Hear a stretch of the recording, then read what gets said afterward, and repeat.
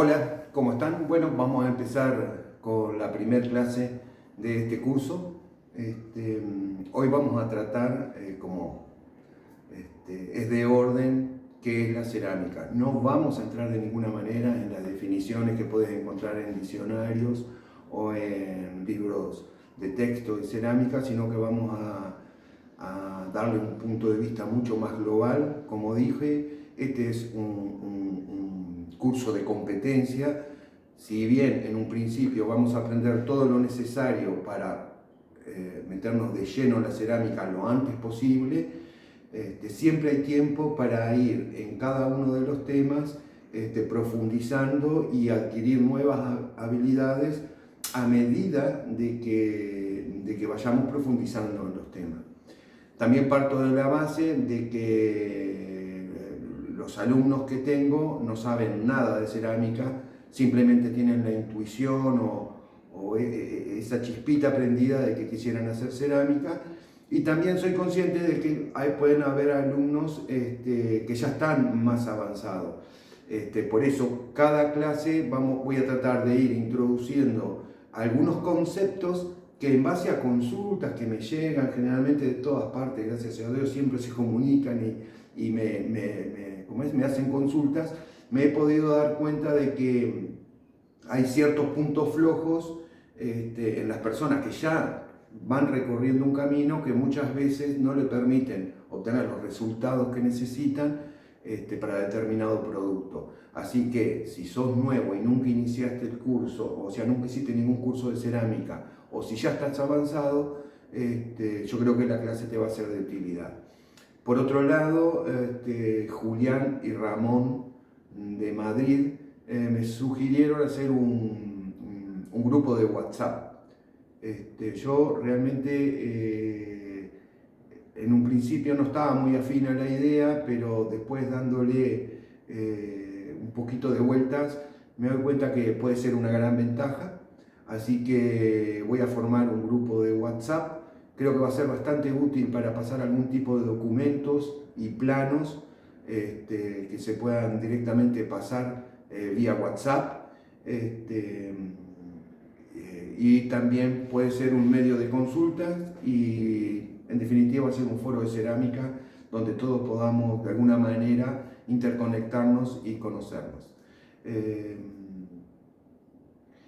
Lo que les pido en mi Instagram, @tallertopfer, ahí está el número de teléfono. Si son del exterior, tienen que, antes de poner el número, poner 00598, que es la característica de Uruguay. Ahí están y les pido que me manden, cuando me envíen que quieren participar del grupo de WhatsApp, simplemente el nombre de pila y de dónde son.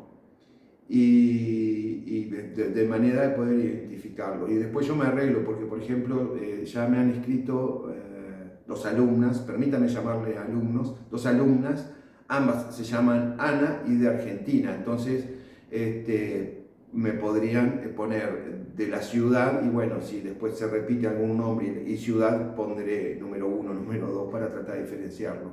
Y si quieren, también me ponen si tienen torno y no tienen torno, que es para ver un poquito cómo vamos a ir avanzando con el curso, y si me quieren contar más o menos en qué etapa del aprendizaje se encuentran.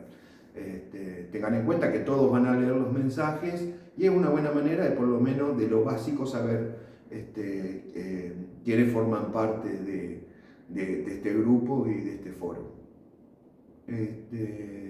Así que bueno, vamos a empezar. Básicamente todos tenemos de forma casi intrínseca qué es la cerámica. La cerámica es lo que vos ves en todos lados, pueden ser pisos de cerámica, pueden ser tazas, platos, los artefactos de un baño, y un montón de utilidades más, los artefactos de iluminación, no sé si se ven de acá, pero aquellos son artefactos que hice yo para el taller, que son artefactos de iluminación. O sea, el uso de la cerámica en sí mismo es muy amplio y a medida que ha avanzado la tecnología se le ha dado un uso mucho más específico y mucho más abundante de lo que se le daba antes. Ya hay sartenes de cerámica o recubrimiento cerámico, cuchillos de cerámica, etc. ¿tá? Pero básicamente lo que nosotros tenemos que tener claro, y es lo que yo, como les dije, no voy a entrar en definiciones de libro ni tecnicismo, solamente cuando sea necesario vamos a hacer eso. Lo que tenemos que entender que la cerámica es un producto que usa como materia prima principal la arcilla. Esa arcilla se somete a un proceso de cocción, el cual tiene dos parámetros muy importantes: el tiempo que se somete y la temperatura que llega. Luego de pasado ese proceso, queda el producto cerámico. Entonces, vayamos por parte para poder entender cuáles son todos aquellos factores que tenemos que ir teniendo en cuenta para llegar a nuestro producto cerámico. Y por otro lado, también vamos a tratar de desmitificar algunas cuestiones que cuando lees un libro de cerámica, es tantas cosas que te dicen: no hagas esto, no puedes hacer aquello, hay que tener cuidado con esto, que al final decís: ¿qué hago? Bueno, vamos a desmitificar un poco todo eso, porque en realidad la cerámica es un arte oficio que ha estado desde los principios de nuestra civilización y no puede ser tan complejo, ¿no? Entonces, yo creo que si por algo se ha caracterizado la cerámica y ha estado desde el principio de la civilización humana, es por su simpleza, ¿no?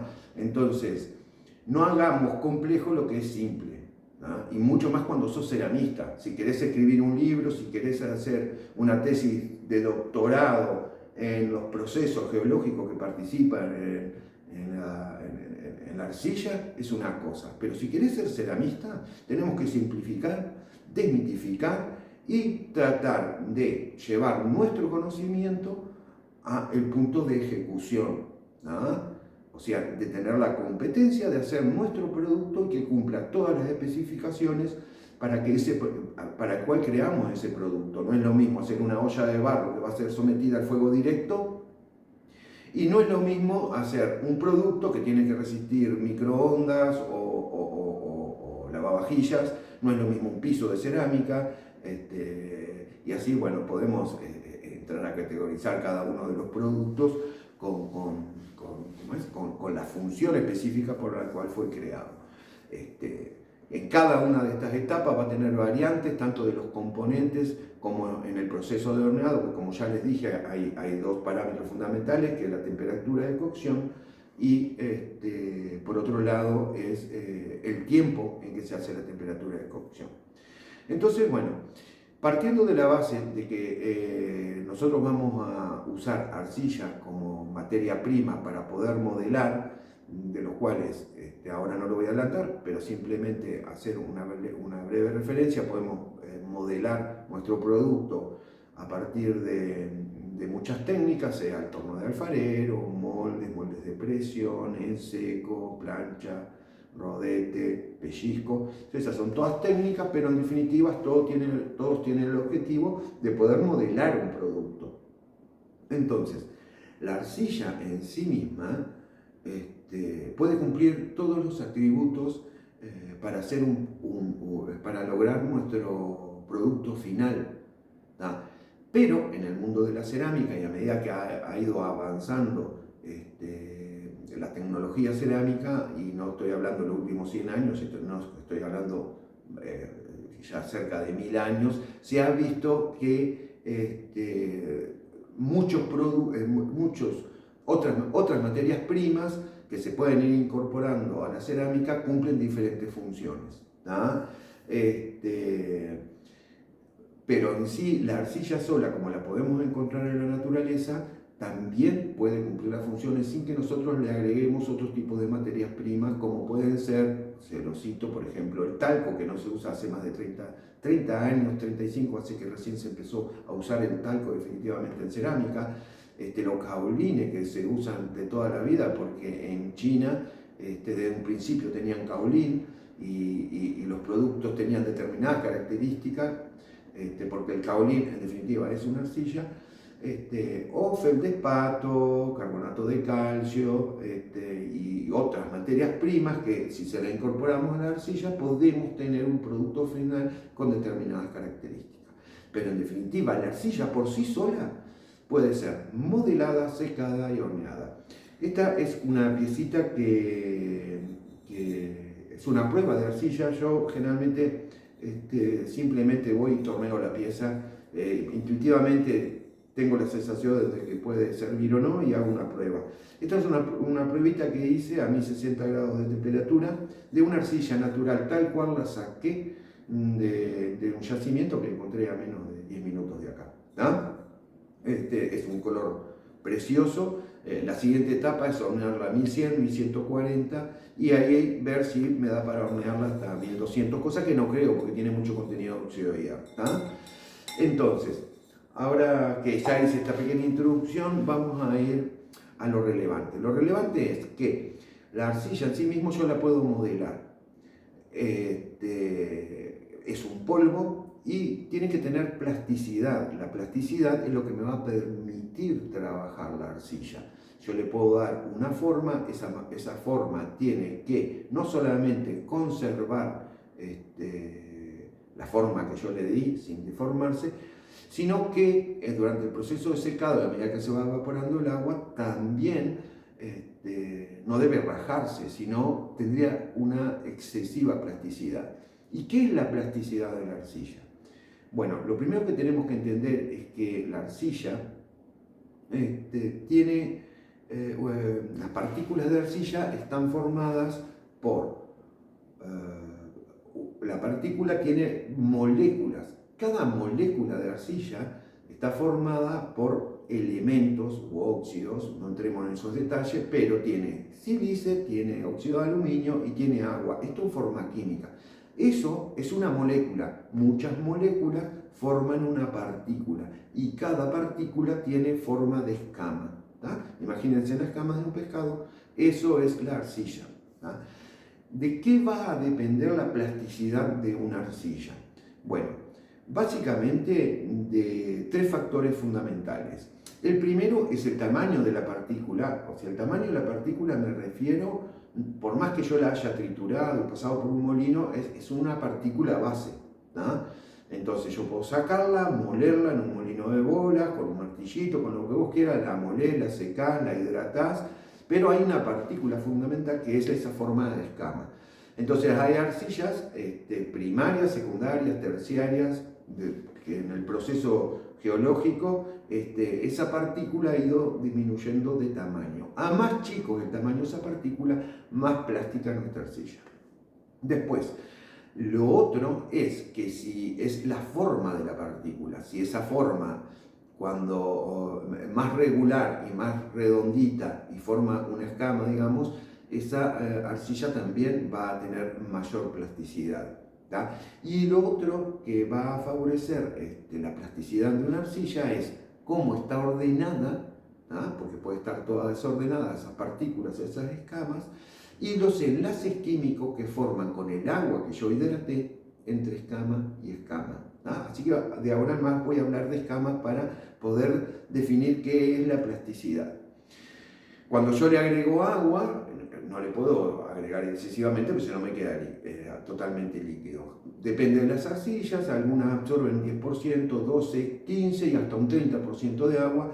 Ya esa es una mala señal porque 30% de agua es demasiada plasticidad, o sea, va a absorber demasiada agua, lo que me va a indicar que en su secado va a perder esa agua, se va a evaporar esa agua que le agregué y me va a fisurar porque es demasiada la contracción.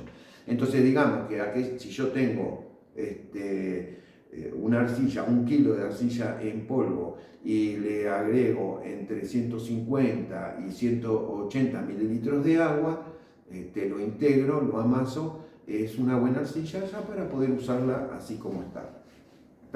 Sin necesidad de agregarle, como ya les dije, lo que por ahora vamos a llamarlos como antiplásticos.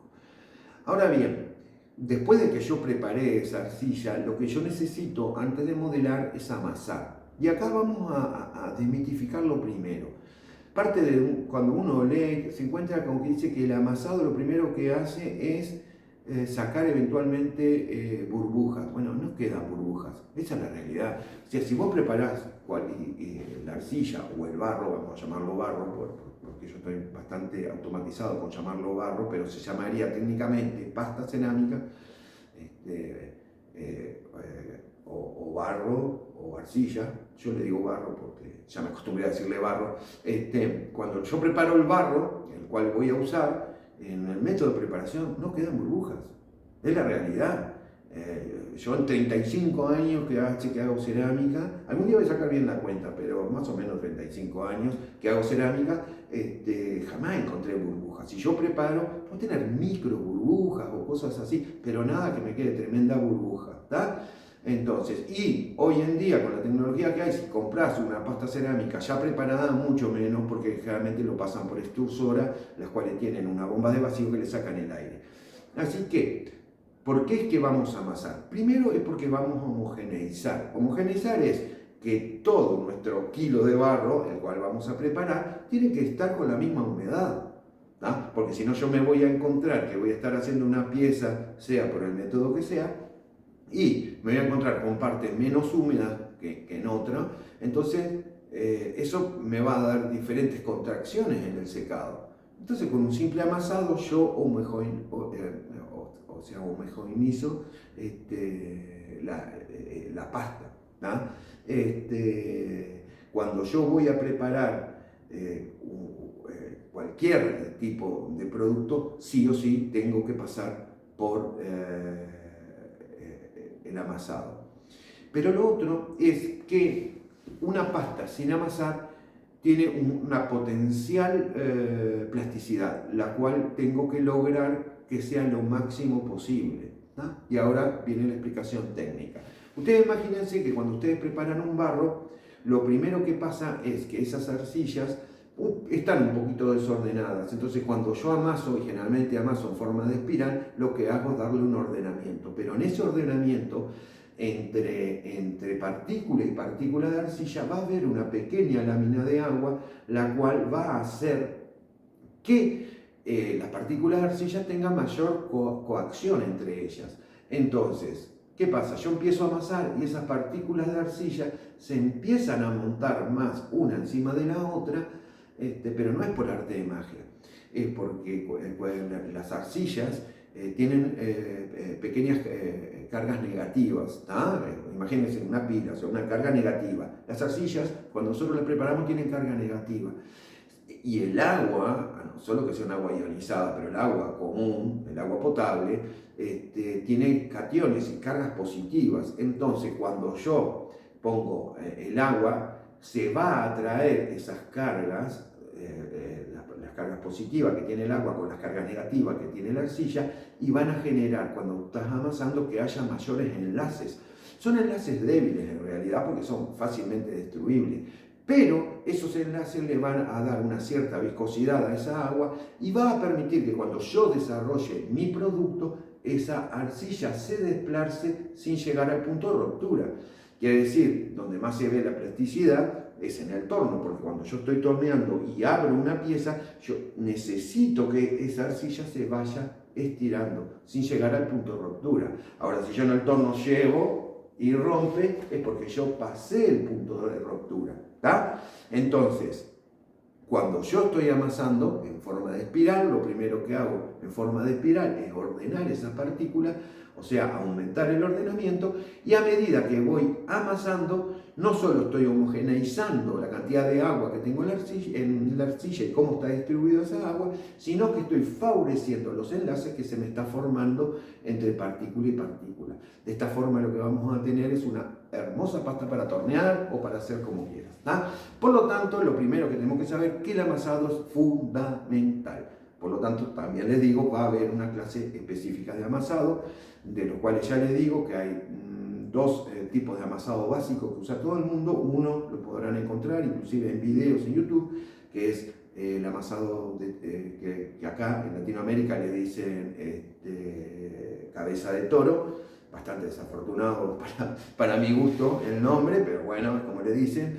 Y después la forma de caracol, que es una forma milenaria y su origen es oriental.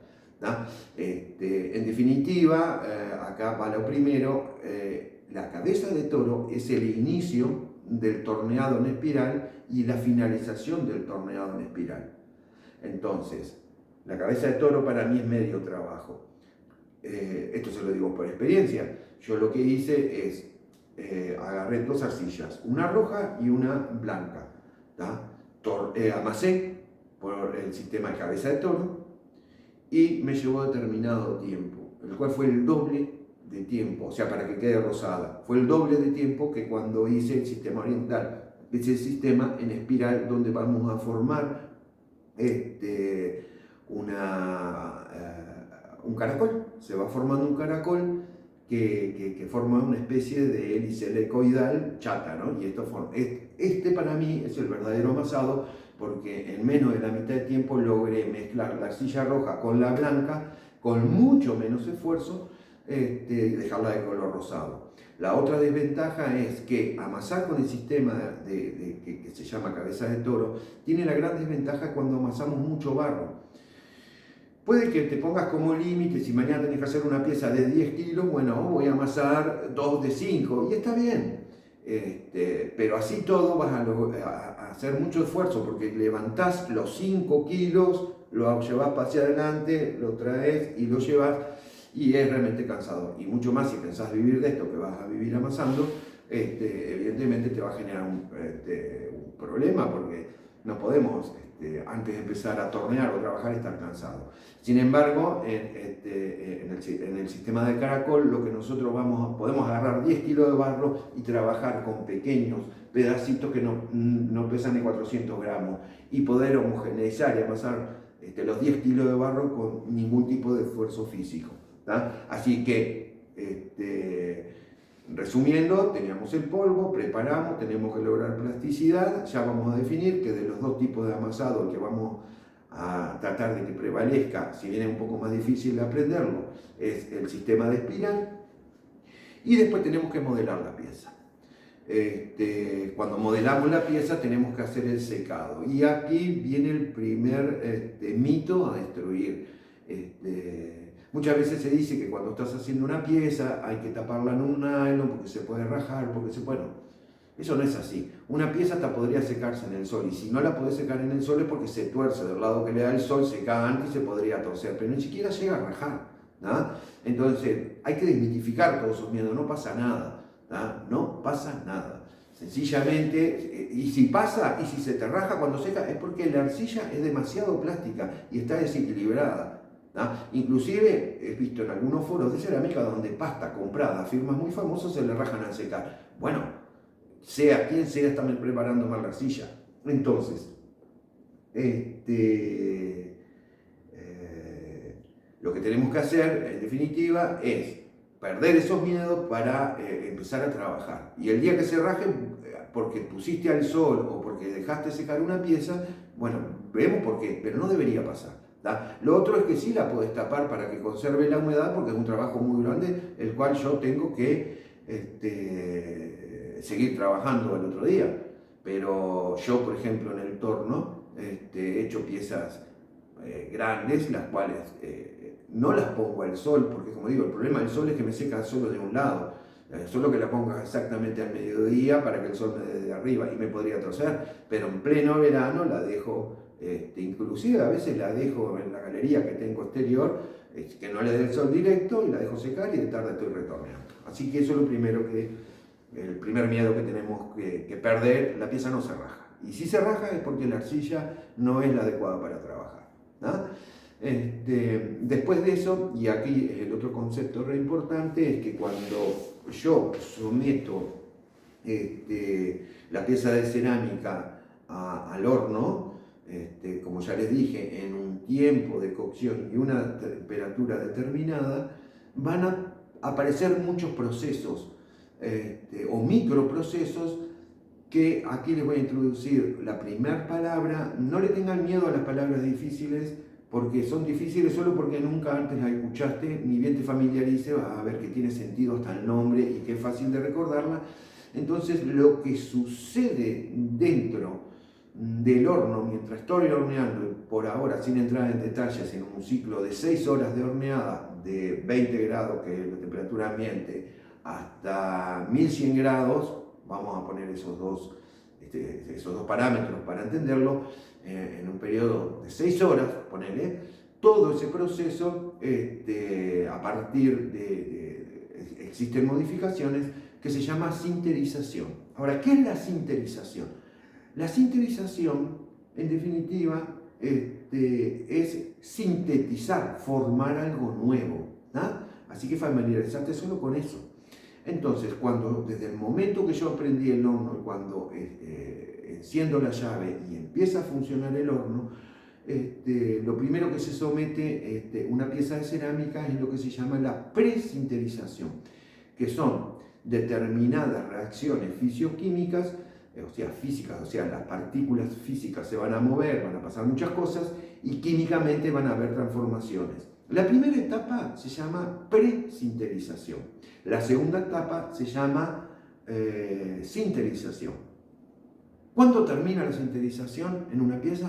Cuando la pieza se derrumba y se funde porque fue demasiado el calor. ¿Tá? Quédense con eso por ahora, después entraremos en detalle. Ahora, en la presinterización, desde el momento que yo encendí el horno, lo primero que voy a hacer es empezar a preparar esa pieza que estaba cruda para que cuando llegue a la sinterización, que es cuando voy a formar la cerámica en sí mismo, se desarrollen ciertos procesos que me van a dar mi producto final. ¿Qué es lo que pasa? No voy a entrar en detalle, eso lo vamos a ver bien, pero básicamente vamos a perder primero el agua de nuestro modelado, porque por más que creamos que la pieza esté seca, siempre conserva algo de humedad, que esa es el agua del amasado. Puede ser un 10%, un 8%, bueno, esa agua se va a calentar, se va a evaporar sobre los 100 y 200 grados, todo tiene que ser muy lento. Luego, sobre los 300 grados va a desaparecer el agua química que está formando parte de la molécula de arcilla, ¿no?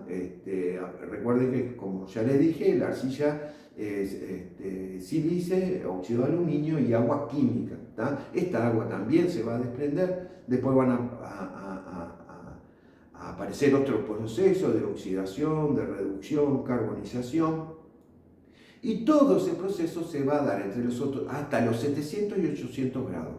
¿Qué quiere decir? Que cuando yo empiezo en el tiempo a hornear esa pieza va a empezar a pasar por todo el proceso de presinterización. Dura desde los 20 grados hasta los 700 y 800.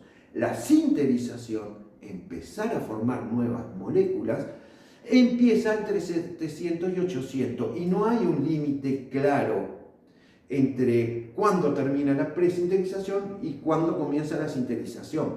¿Qué quiere decir? Que dicho proceso está superpuesto.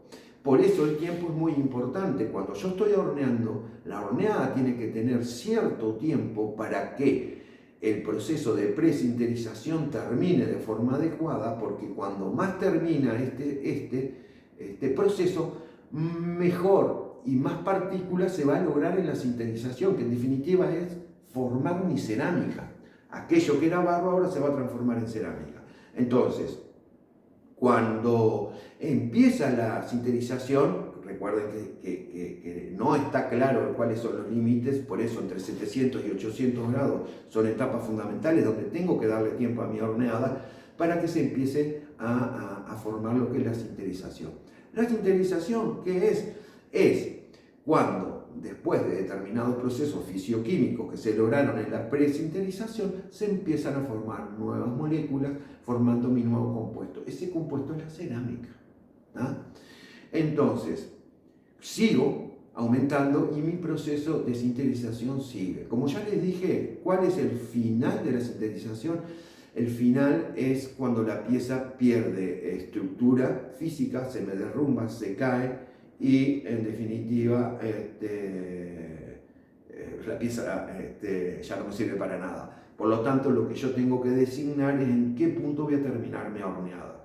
Eso lo vamos a lograr básicamente cuando diseñemos una pasta y depende para qué es, cuál es su temperatura de madurez.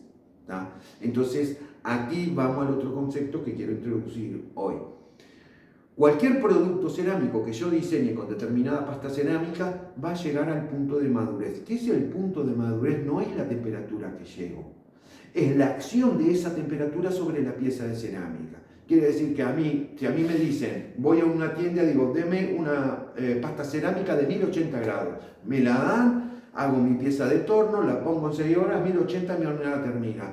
¿Está la pieza madura y con todas las características para las cuales fue fabricada esa pasta? No. ¿Por qué? Porque no estuvo la incidencia del calor sobre la pieza. Necesito el tiempo. Por eso, al final de cada ciclo, muchas veces se hacen mesetas de 15, 20, 30 y hasta 45 o una hora, manteniendo una temperatura. Se dice que es para que el horno tenga la misma temperatura. Eso no es real. Es porque no es lo mismo que yo en un horno ponga una pieza donde la cantidad de calor es la suficiente para que enseguida esta pieza sufra todas las modificaciones que a 1080 va a sufrir, que si en el mismo horno tengo 100 piezas, ¿tá? Porque el calor es la temperatura 1080, pero la cantidad de calor es la cantidad de energía que tengo que tener para llegar a 100 piezas.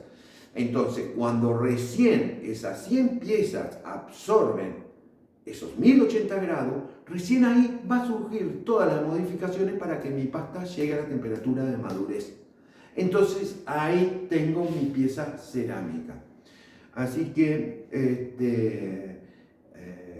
y después de este proceso, se llama monococción, puedo llevarla en una segunda cocción para lo que son los esmaltes cerámicos, también pueden haber tenido engobes, etcétera, que no quiero entrar en esos detalles, pero me gustaría que claramente en esta clase les quede claro que la arcilla debe ser amasada, modelada, secada, llevada al horno, pasar por un proceso de presinterización, sinterización y salirme el producto cerámico, después de que la pasta adquiera la madurez. Después vamos a ver qué son los conos de Serger, de Orton, qué es la madurez. Para mí no son necesarios, luego les voy a dar todos los argumentos porque para mí no es necesario usar conos. Te digo porque si no te van a decir, no, vos tenés que hornear con conos porque cada vez que vayas a hornear vas a tener que comprar un cono. No son necesarios, ¿no?